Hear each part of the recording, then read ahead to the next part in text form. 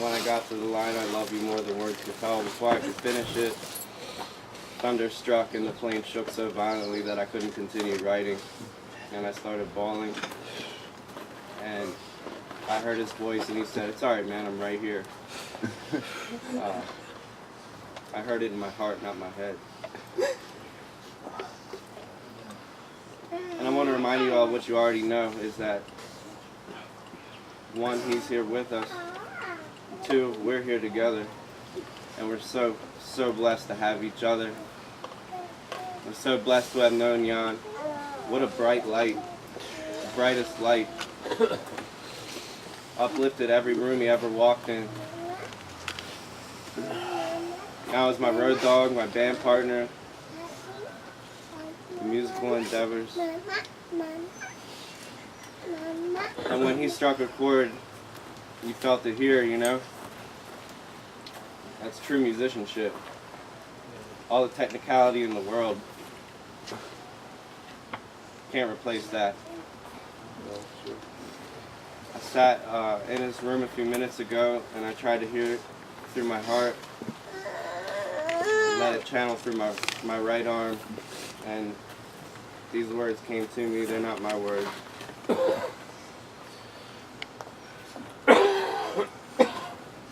We've passed through as we are all passing through. Blessed be, as having a place to pass is a blessing. Feet that walk the earth will return to earth. Blood warmed by the sun's fire will run dry. The water of inner flow and transport will take the blood's lead, and the final breath shall nourish the green things that grow. But the eternal Holy Spirit shall live and rest in peace. Having never been born, it shall never die. In all directions at once, it will flow without anticipation. For the human condition of joy and suffering has been transcended.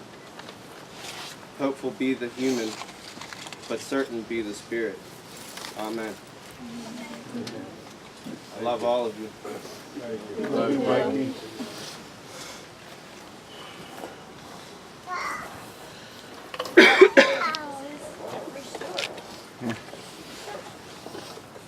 Hey everybody.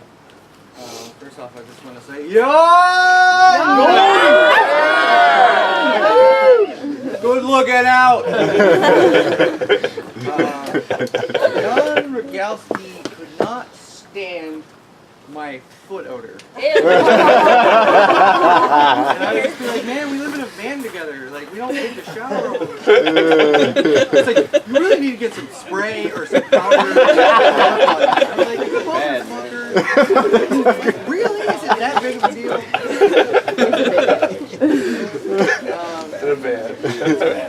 A few things a couple things I regretted. And I'm probably going to ramble for a minute here, because the stories just keep coming back. But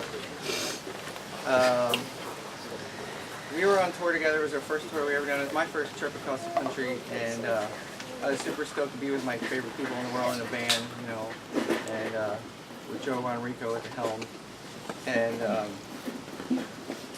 we were in Denver, Colorado, and we were having a great time. So we were supposed to play this house show, and we're like, "Where's Jan? We gotta play this show." And then we're like, "All right, he's not here. He must be in jail."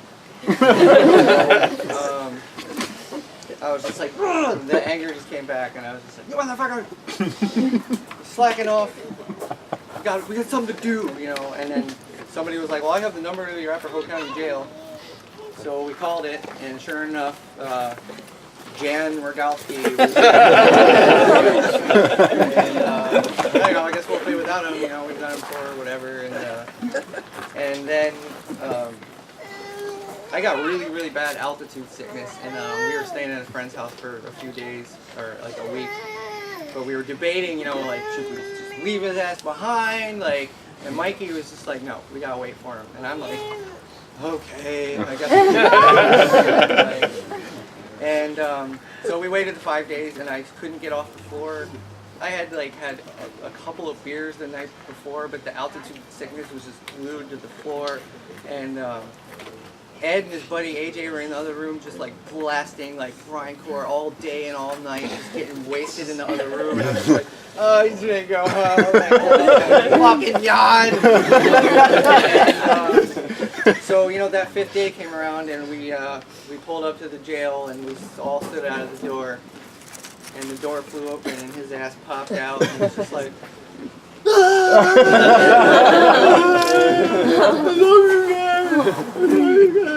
and I have a picture of it and I'll probably it's like the van windows behind, he's just got this big smile on his face. But then he proceeded to go on about, that's when the foot odor thing started actually. I was socks somewhere else. Start there. But that might have been the tipping point. But Your feet smell worse than the jail cells.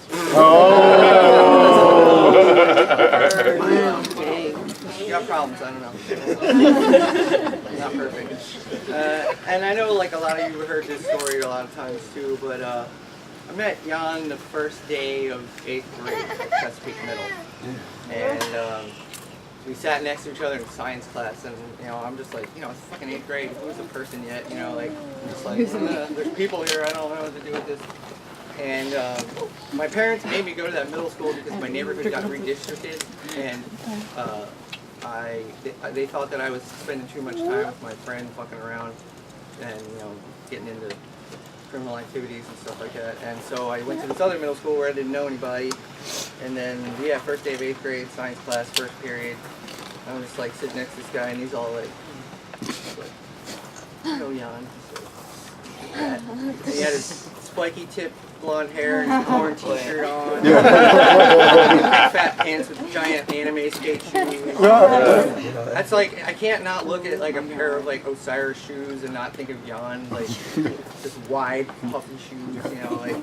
And he's like, but he turned to me and like I sort of had to be reminded of this, and he's like, I was wearing lime green Chucks at the time, and he was like, "Oh, cool shoes, man." And I was just like, "What? Is he making fun of me?" I never knew how to read Jan for the longest time. And I was always just like, is he my friend? Is he my enemy? Like, and then I was like, oh, like that's his style. It's just like his sense of humor is just dry, and he'll pull your button and like, or push your button and not even like blink an eye, and you know, and I don't even know how it is. Like I had made a tape with me and my other friends, like the first band we were in when we were like 12 years old, and he thought that was the coolest thing in the world. I still thought he was making fun of me. Like, I was just like, you think this is cool? Like, I don't even think this is that cool. And, but he thought that was the coolest thing in the world. And he ended up taking me to like some of my first shows I ever went to in my life at Woods Church in fucking Severna Park. And he called me up, and I was like, "Mom, Jan says there's this church that, like, you know, young people would go to shows with." And she's like, "Is there going to be mosh pits there?" And I was like, No, it's a church. They don't do that there. And then, like, you know, she drops me off, and we went right to 7-Eleven with, like, a crew of people also that I didn't really know. One of those, I believe, was this guy right here. And Jan got the biggest Slurpee you could possibly get. We walked out of 7-Eleven, took 2 sips of it, and then chucked it straight in the air. And it just came smashing down on the ground. And I was just like, "Ooh, this is scary." This is bad boy. So yeah, like, I was in my first mosh pit with Jan. He was trying to break dance in a fucking hardcore pit, just like big pants, tripping up on his pants. So yeah, it was a fucking blast. And then I didn't see him for a long time. Like right after 8th grade, I didn't see him for a long time. And he went out on his Grateful Dead way, you know, touring around while I was doing whatever the fuck I was doing, trying to like. But the main thing was like we always bonded over music. That was the first thing. And I was like, I remember telling him about, he would talk about Zappa, and I was like, "Oh, you ever listen to Captain Beefheart?" And he's like, "No, I never really listened to that." And like, I don't know if he knew what to make of that at first, but like most people, but and then, so yeah, I didn't see him for a long time. I would bump into him at house parties and stuff, and you know, give him a hug, you know, like, "Hey man, Mr. Man." And then yeah, so I was living in a really fucked up situation in Southwest Baltimore in 2008, and I quit my job. and I got on a freight train with 5 people. Like, you know, no call, no show. I just said fuck that. I was working at Whole Foods, and I got on a freight train with 5 people, and one of those was Sean Johnson, and then I had to come back immediately and deal with some shit, and then this guy had just moved to Westport with Megan, and was like, well, if you need a place to get out of there, come stay with us. And I was like, yeah, please. I don't care what neighborhood it's in. And then there's Jan. He's like, hey guys, what's up? And I was like, hey, you know. Oh yeah. Okay. Yeah. Also made it. He He, showed up to our house with he had cut off his dreads, and he showed up to our house with his hair sewn into a hat. Because he had beef with kids in the neighborhood. So he was trying to be in disguise, and for good reason. And you know, and he just like, he was like, oh, you guys are really good. Do you think I could like, you know, jam with you guys sometime? And I was like, of course, like, yeah, like that would be so awesome. And just like, tears came into his eyes, and he just like hugged the shit out of me, which like I don't think he'd ever even done before. So I was just like, honestly, that is what made me fully realize who he was at that point, because for the longest time I was just like, what is going on in his head, like, you know, and I was just like, oh, he's my fucking friend, like he is for real, like my friend. And yeah, so we hugged, and that was that. We were a band from then on, and through many fucking ridiculous adventures and lots of ridiculous swimming spots and whatnot. But I spent almost every single day of the last year with Jan. Like, that's how close we were. I just felt like my job was to push him. Be like, yo man, you need to use gifts. You're so fucking talented. Not for me, because it's what I was meant to do. Like, that's exactly what I was supposed to do, and I did it, and I have no regrets about it. Because he would get lazy. He would get lazy and slack off on his talents, you know, and I'd just be like, come on, man, you're better than that. Like, I know you are. Like, and we started playing shows as a duo a couple months ago, and started just spontaneously composing all these original guitar music. Did you play with him on this Apocalypse? I don't know. Oh, yeah, that's He brought us the You remember me? You remember me. I thought it was outrageously great. Thank you. Really So good. we've been working on this album for the last 2 months, and like I gotta finish it. Like, anybody who wants to contribute, you know, any like this little thing here and there. Yeah. And we were supposed to play today, but you know, and we threw a big birthday party last night, and I've been playing it for weeks, and I'm just like glad everybody got to come and just enjoy crabs and beer and hanging out and fire. It's fucking beautiful. His like sense of humor is literally embedded in me. Like I just like Yanisms run through my head every single day. Like I can make you a fucking papyrus scroll of Yanisms. It's just that long. Like for the longest time, I was like, this guy hates me. Yeah. I'm pretty sure. I didn't think he hated me. I just couldn't tell. Like, Yeah, that's fine, man. That's fine. I'm gonna maybe try and get through this song. I think I can do it. I think I can do it. I'm just gonna sing an acapella.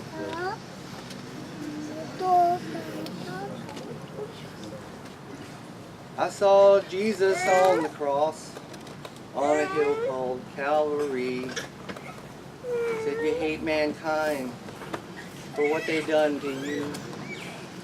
He said, talk of love, not hate. Things to do, it's getting late. I've so little time and I'm only passing through. Passing through. Passing through. Sometimes happy, sometimes blue. Glad that I ran into you. Tell the people that you saw me passing through. I was at Franklin Roosevelt's side on the night before he died. He said one world must come out of World War II. Ah, fool. Yankee, Russian, white or tan, he said, a man is still a man. We're all on one road, and we're only passing through. Passing through. Passing through. Sometimes happy, sometimes blue. Glad that I ran into you. Tell the people that you saw me passing through. I was with Washington at Valley Forge. We were shivering in the snow. He said, why do men here fight like they do? Men will suffer, men will fight, even die for what is right. I suppose they know they're only passing through. Sing along. Passing through, passing through. Sometimes happy, sometimes blue. Glad that I ran into you. Tell the people that you saw me passing through. One more time. Passing through, passing through. Sometimes happy, sometimes blue. Glad that I ran into you. Tell the people that you saw me passing through. My brother forever, Jan, I love you.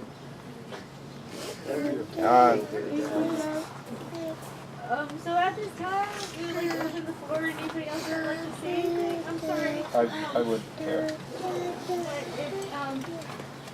Come on, Jamie. Come on.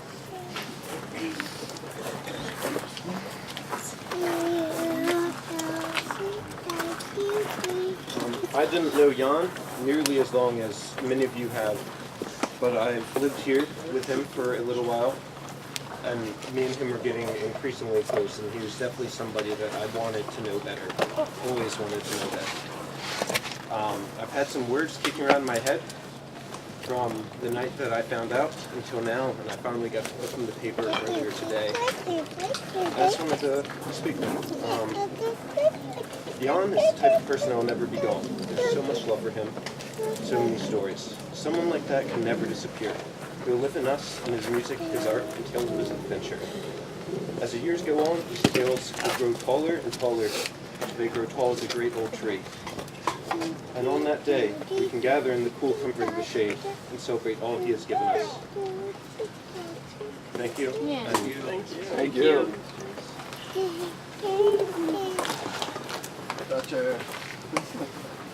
Yeah, my whole way down here, I didn't know what to say, but still.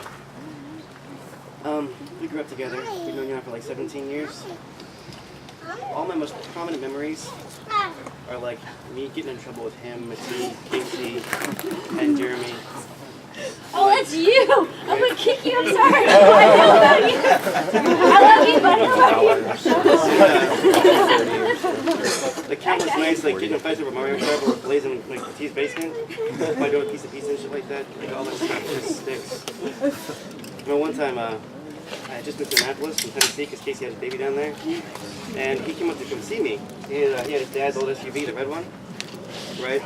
And the only thing he had to prove that he didn't steal that car was like a shitty copy of an expired driver's license on a piece of paper in the car. And I didn't know that going into it, but he put on a bowl, we start smoking, the whole thing's getting chogged up as shit, and the dumbass goes past a fucking red light, and then gets pulled over. So like 3 hours later, we're still on the fucking side of the road like this, watching everybody go by us, like at like 11 at night. So yeah, I ended up walking home. Like, he ended up getting locked up because he had the cop found like a yogurt thing he was eating with, so he just kept searching the car trying to get us in more trouble if he find something. Yeah. And there was a time, we were in Tennessee, right? And he had come down to visit us because Casey's baby was like almost there. And some friend Casey knew, I guess didn't really know, stole our other friend Lucas's car. And we all go like we're doing like circle 8 on the lawn, knocking over mailboxes, all that dumb shit. And like we take this turn And Jan sees this big bright light. He's just like, let's go there. And so we drove down there, and this kid still driving the car. I don't know what he was thinking, but like, he just kept going. I'm like, that church is getting awful close. And he didn't stop, and just bam! Right into it. I was like, I wasn't even scared. I was like, dude, seriously? Oh, God, yeah. And then the next one of the cops came and saw us. And they were like, okay, so who was in the car? And he was the only one dumb enough to raise his hand. Dude, yeah, that shit was ridiculous. But all my most prominent memories are with us growing up. The good and the bad, mostly the bad. Like we got kicked out of the 930 Club seeing Black Lotus play because he just kept having me get him drinks. 3 times the guy's like, I want you to just stop. And he's just like, nope, I'm still gonna do it. So, $50 I'm not getting back again, so there you go. Right? Yeah. I wouldn't know, we didn't stay that long. Yeah. And I think the most prominent one is the kidnapping. Yeah. One day, Jan's like, I called him up, he's like, dude, Dutcher, what's up, man? Like, super psyched. I'm like, not much, bro, how's it going? And like, dude, you wanna come over? I'm like, sure. He's never asked me to come over before, never. I had to call him and then go over and see what's going on. I should have known something was up right there, right? And then he's like, Casey just left. It's like, I never even knew Casey was over there. Why would it matter if he had just left? I didn't know that, right? Second sign, but no, I'm still walking over. I sit down in his basement for like 2 seconds. Next thing I know, like Casey takes this blanket, shoves it over my head. He ties me up with these freaking nylon ropes. And then like, there's a good 10-minute period there where like I'm seriously fighting these two while this thing's over my head, trying to not have whatever the hell they had planned happen. And next thing you know, I'm parked in somebody's house on the doorsteps, tied up like this. And people were lucky, but nobody tried to help me. Yeah, and to make it worse, they filmed the entire thing. Yeah.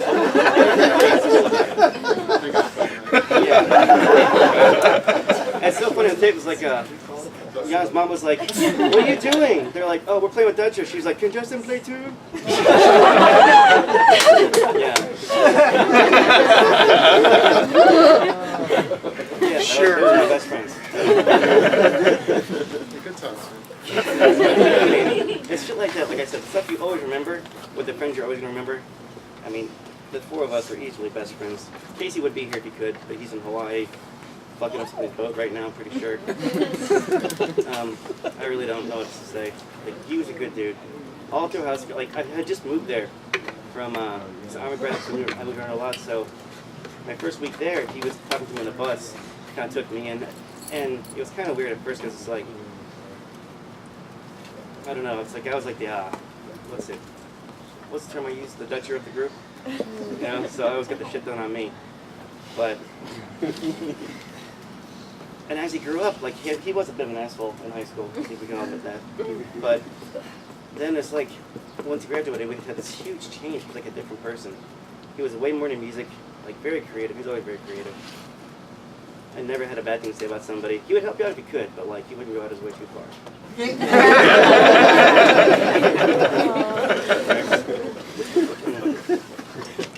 But Jan's always going to be one of my best friends. He's the best friend I ever had. And I'm sorry I wasn't here for him the last few years. Like, I didn't make it out for his mom's funeral. I kind of felt bad about that. And more so now. And I'm going to have to live with that the rest of my life. But the least I can do is just impact just a very good memory of who he was. Because he was not a bad person at all. Never had anything to say after a while.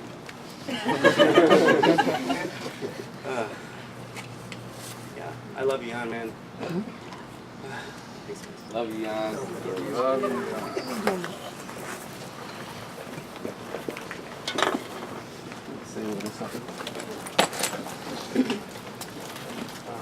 I met Jan last year around, it's actually on New Year's Eve. Well, I'd met him before that, but formally met last New Year's Eve. And we were out partying all night.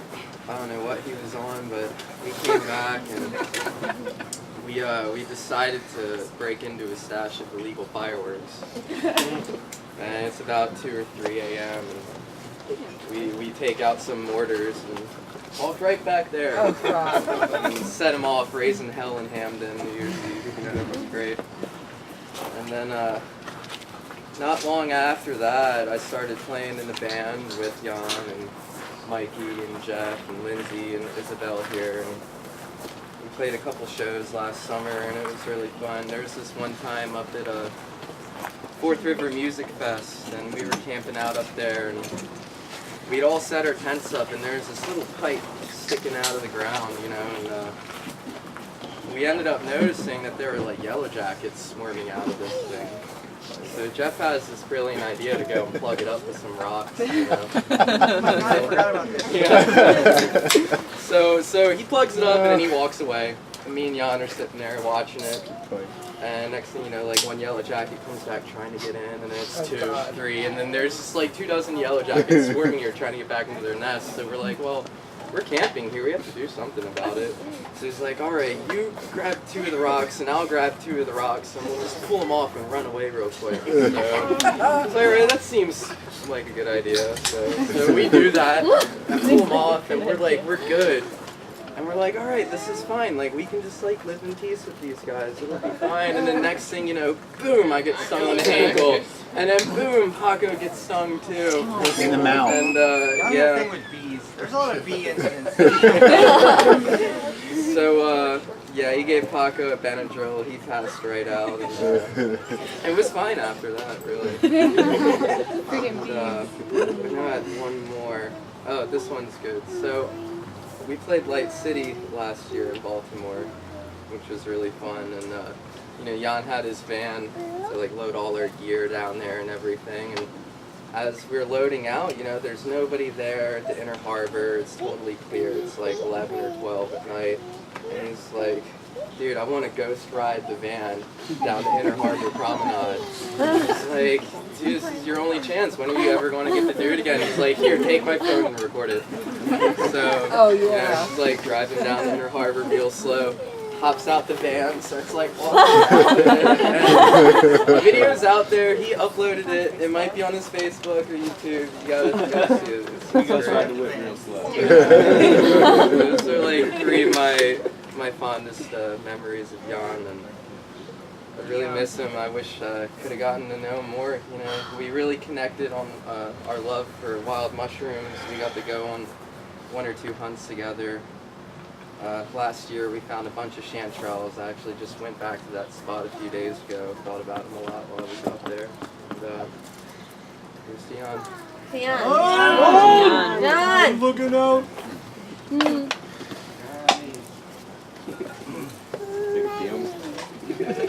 Jeff, what are some of the Yanisms? Yeah, Yanisms. Are we just doing like open mic now? Is that what you're doing? The Jan open mic? He would love this. He would. Yeah, tell more Jan stories. Yeah, Jan is. I don't know. I guess my favorite one is was he said this probably the most is thrill of a lifetime. It's a thrill of a lifetime. Anytime we went on some kind of adventure, new swimming spot. It was a thrill of a lifetime. And like Jan gave, so we went to Patapsco a lot. We always go to Patapsco Skate Park, and they have the 2 dams there, and the one is the one that everybody slides down, and it's fucking dangerous as shit. People die there all the time. And he's like, I heard you could do this, and I was like, okay, well, let's go check it out. So we get there, and there's all these little kids just going down there, like, you gotta go right in the middle. Because it's literally the most dangerous shit you've ever seen in your life. But it's covered in moss, and there's like, but there's like rebar sticking out of this shit. And he's just like, oh, I can't wait to thrill a lifetime. I'm sure he was the first one to go, and I was like, all right, I'm going. We did it so many times, and of course, every time we got there, somebody would, the ranger would come up and scream at everybody, and we would all just duck around the corner, wait for him to leave, and then we'd come back and do it again. And then the next one was Hemlock Gorge, which is like an amazing place up north here, and there's this crazy rope swinging in the gorge, and we saw, once again, we saw a bunch of kids doing it, and I was like, all right, I'm doing it. And then, yeah, there's this thrill of a lifetime, you know, thrill of a lifetime. Picking up the pieces in my broken life. There's another one. You want to talk about that? I don't know what there is to talk about. He almost never seemed like he really meant it. He more just like would come home, be like, you know, doing the dishes, be like, what's up, dude? He's like, picking up the pieces in my broken life.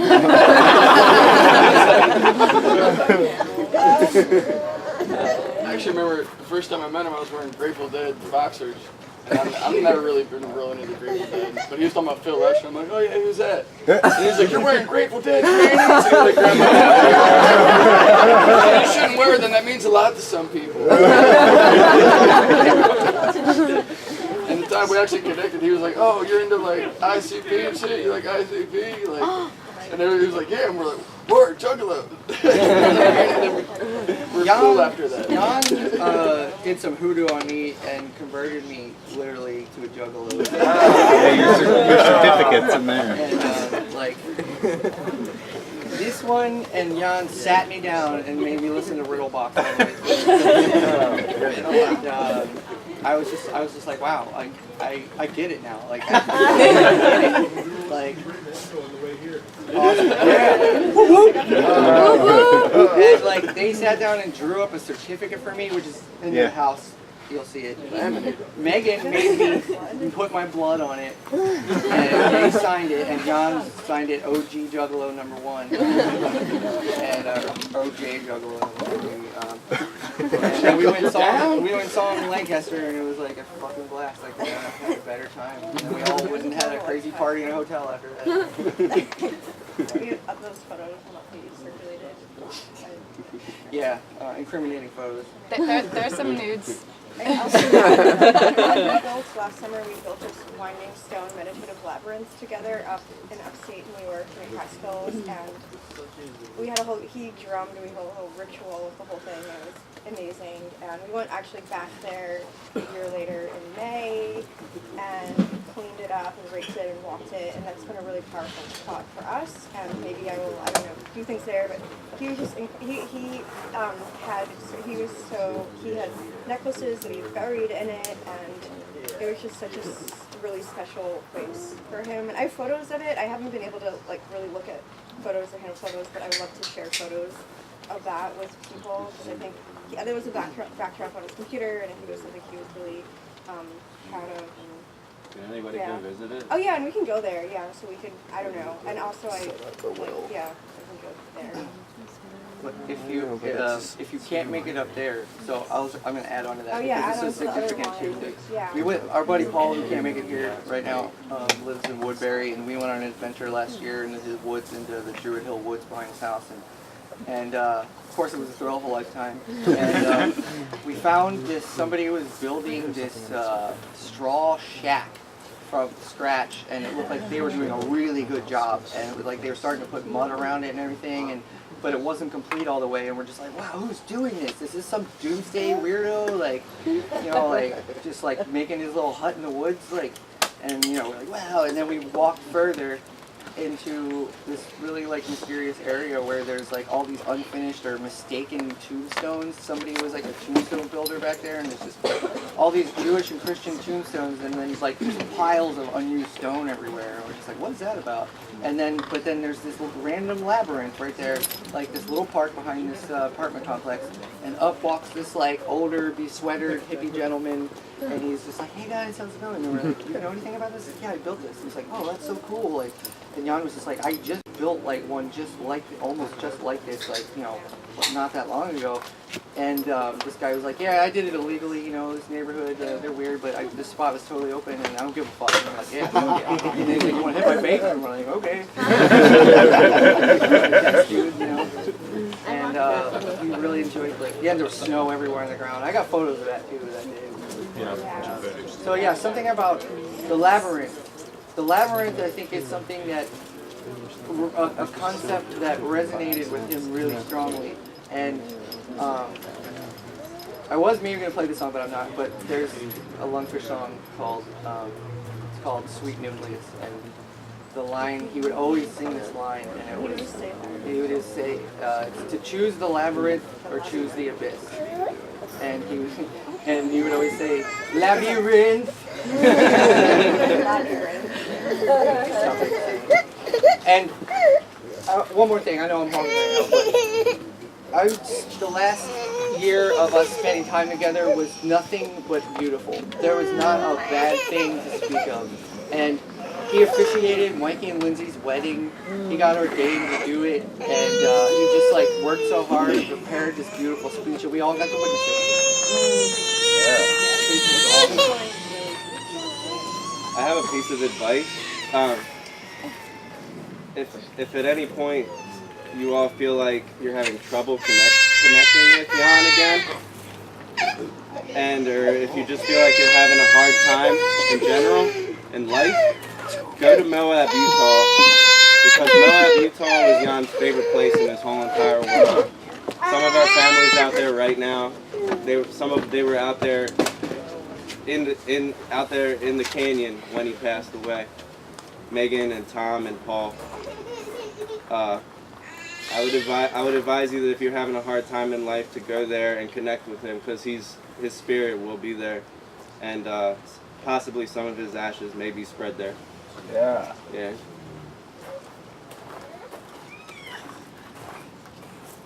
Does anybody else feel like they want to say a few words as they have the strength? Can we talk about Jan's obsession with silly toys? Got rattlesnake eggs in the kitchen. Oh, I remember coming home one day and he's like, "Yeah, I got these new shoes," and I was like, "Oh yeah, those are nice, simple black-looking Vans." And then next thing you know, he like kicks out wheels and starts wheeling around with wheelies on, and I'm like, "Wait, seriously?" And he's like, "I'm gonna go to the mall later." And I'm like, "No, not to shop, just to roll in his wheelies." We talked about that shit for months before. Yeah, did he? He loved being a prankster. He always had a hand buzzer ready to get you with. And, Fly swatter. Like some fake the fly mistake, like all from the Archie McPhee catalog or whatever. And something that I didn't know about that was his grandfather was a magician. Cigarette. And what's that? He was a cigarette magician. A cigarette, like old school, And yeah, had whatever that an is. ice cream truck. What's that? And had an ice cream truck. And he had there you go. It all comes together. Is it something you'd like to say? Yeah, I just want to say, like, I also don't have, like, as many memories with Jan as I wish I had, but I have a few, and Jan was good friends with my sister and her boyfriend for a long time, and when I moved back to Baltimore, like, almost, well, I guess, like, 3.5 years ago, I lived here before, but I still felt like I didn't have, like, a lot of friends here, and I was like, fuck, you know, like, I was, like, felt really alone, like, sad and, like, a little desperate, and I was like, I just, like, don't feel like I have anyone here. And my sister gave me a Baltimore Stringfellows CD and a patch and Jan's phone number, and I called him, and, you know, like, he invited me over, or he may have come to where I was living at the time at the Free Farm, but he, like, made such a wonderful effort to include me in, like, this group of friends, and I'm so thankful for that. And he also, like, helped to organize Strange Folks at the Free Farm, which is, like, a folk music festival.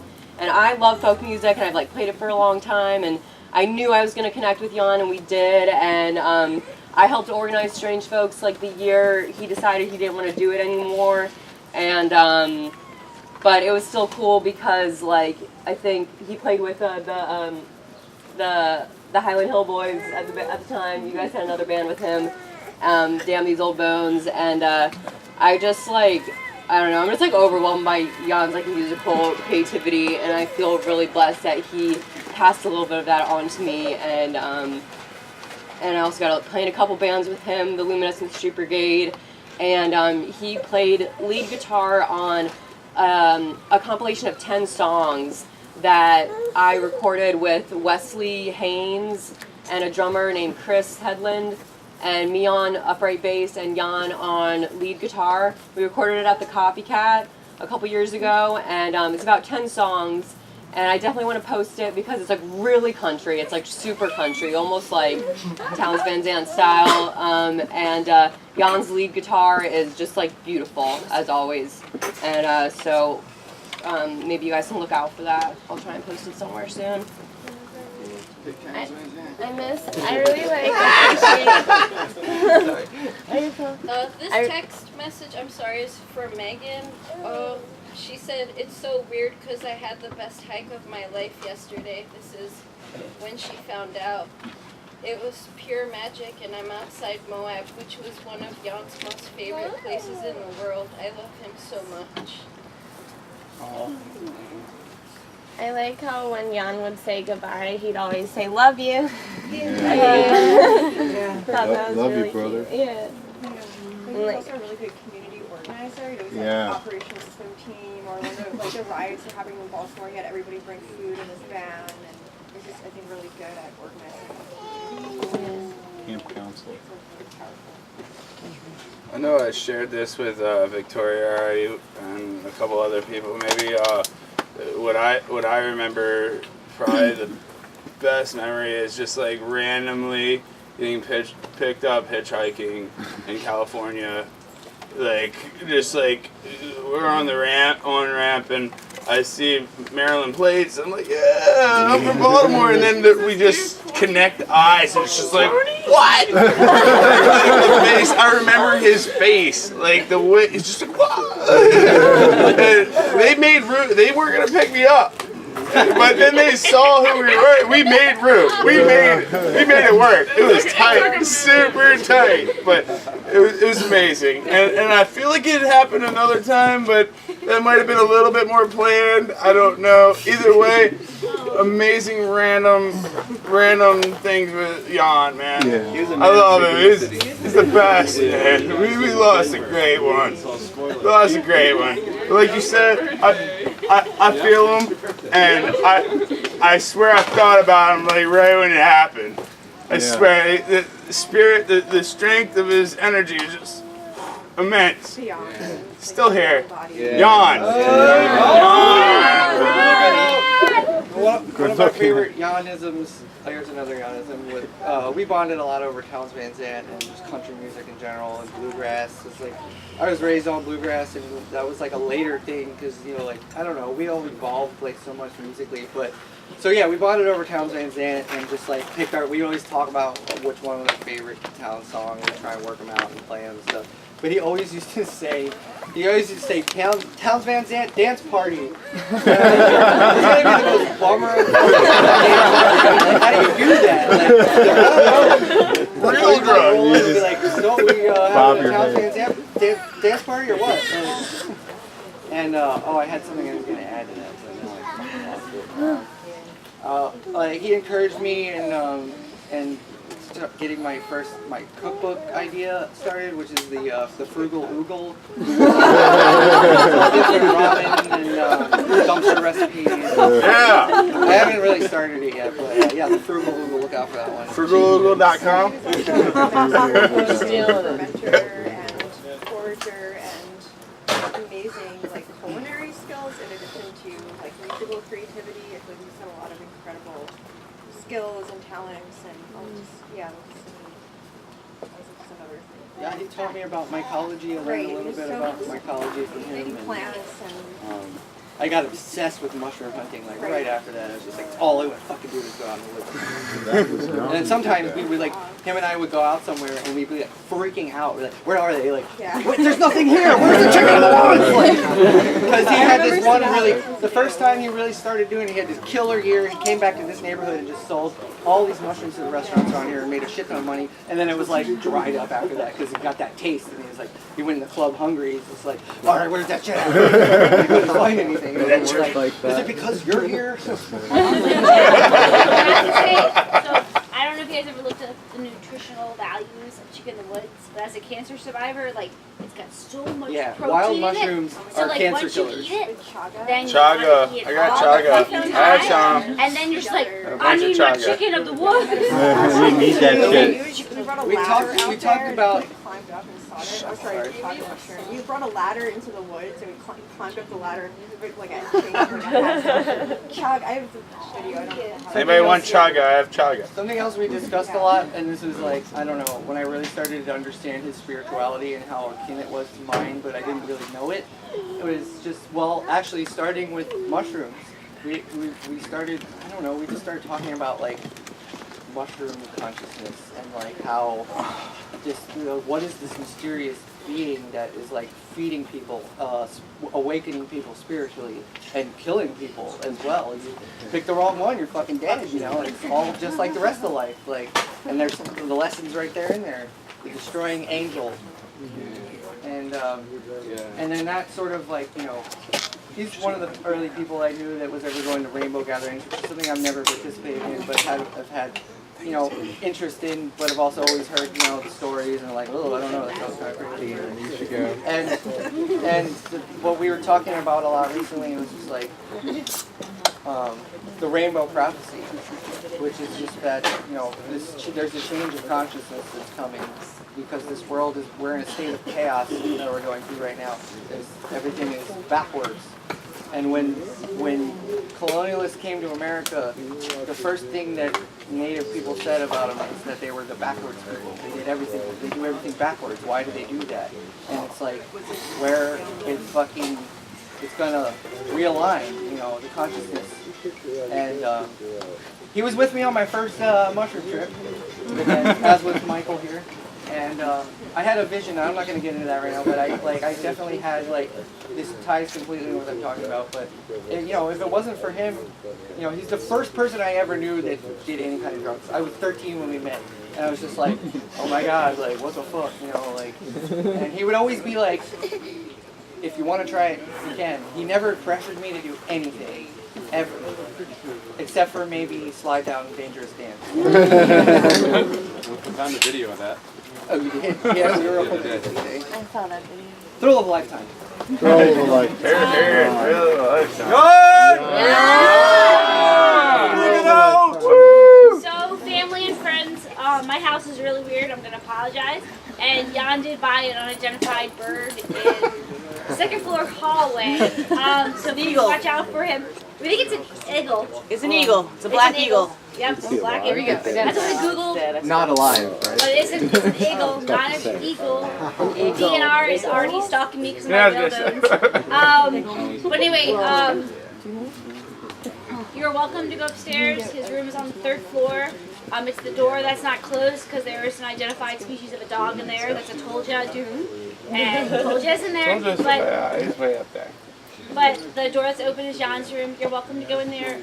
I am going to be honest with you. We had to take out the mattress, but the futon's up in a sofa position. Paco's probably up there because that's where he goes. And you're welcome to go up there. We have a memory book that will go back up. Mikey, thank you for christening the book.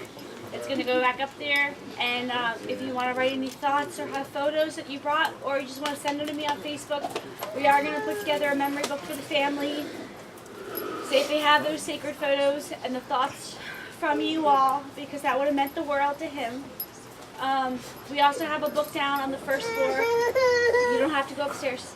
If anybody wants us to share anything, it's down here on the table, and you're welcome to do that as well. Does anybody else have memories or anything they want to say? I want to hear all your guys' I remember the one Strange Folks that he organized, and I think it was around the same time I moved up to the city, like 7, 8 years ago. But he had organized it, and that was the first time I was getting to know him real well. And I came up there, and it was like a new world for me, you know what I mean? Like, he's walking around with a clipboard, and he's got sandals with black long socks on. And he's like rolling around like, oh! And I was like, whoa, this is gonna be interesting. You know what I mean? This is gonna be fun.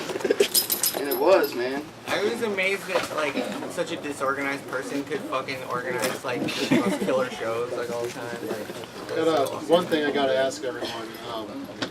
Do you have any? I want to compile all this music and recordings and everything that throughout the years in one place and have a volume. Maybe I'll even create a best of album or something. And any musical recordings or even pictures and videos. I can shoot my way. I can give out my email address. I used to plug in the other day me and Big Alex and Even one-off jams involving it and something like that. I want to get stuff on my computer. I would really like that. I don't have that.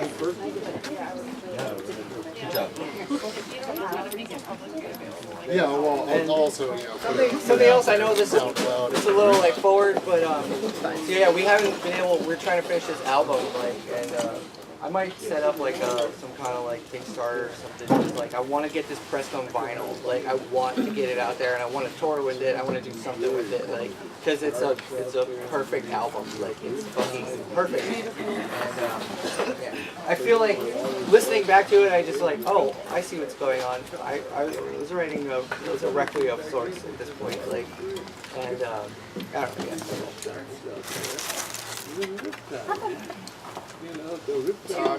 Two weeks ago, I played music with Jan, and I was on the uke, and he was on guitar on his Martin, and I only know one song that I fiddle with, but he played along with me, and that was fucking awesome, and complimented playing, and just makes me want to play more. Yeah. Well, thank y'all for taking care of Paco.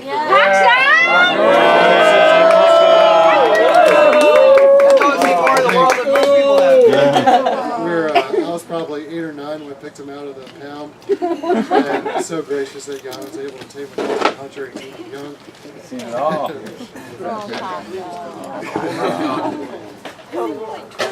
He's working on it. That's like 18, 19. He's seen it all. Wow. Thanks, Jan. All those stints in jail.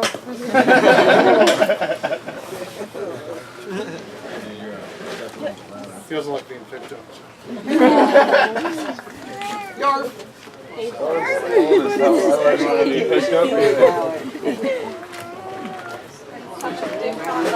Closing thing with everybody.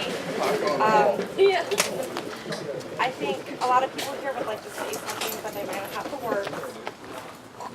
So think of something that you loved about Jan, whether it be his amazing smile, his spirit. But I would love everybody to say at least one word in closing. And remember today, he loved you all so much. And it's amazing to see so many people out here and supporting each other and his family and his friends. I didn't know Jan very well. I only knew Jan through my sister. And every time I saw him, I was taken away by his smile, and when he would walk in that door, I always felt so welcome. Who else? I have one quick story. I think it was maybe a month ago we went canoeing. A bunch of us. It was me, Jeff, Jan, Paul, Sarah, and Carrie. And so I rode down with Jan. I get in his car, and there's just glitter everywhere. It's in his fucking truck, man. It's in our kitchen. It's filled with blue glitter. It's like, I hate glitter. What happened? He's like, well, I got all this free glitter. And I was going to prank somebody with it, but then it busted open in my car. So Our teachers hate glitter. That's real talk. Bury that. So, we're going Never down the goes river away. all this time. Jeff and Jan they're on their own little world this whole time. But there was, at the end of the first day, there's this big rapid. Paul and Sarah go through it, fine. Me and Carrie go through it, big wave comes over our boat. We ride our boat until we are waist deep in water. There is no boat anymore. We're just cruising in what is now a submarine. Jan and Jeff, I believe, crashed. And we were coming, it was right before our camp. And there's this bar like, oh, we're going to make it. They told us what to do. All right, this is what we're going to do. We're like, keep to the right, keep to the right. And then it was like, we just started careening